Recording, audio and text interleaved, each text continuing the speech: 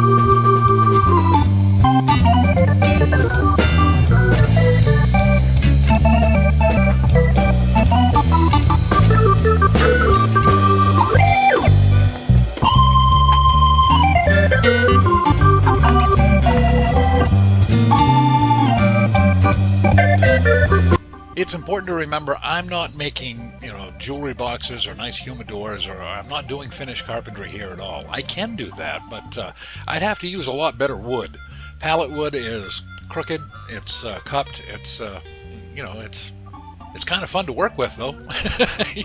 I enjoy it, and I like the rustic look, and I think it came out pretty well.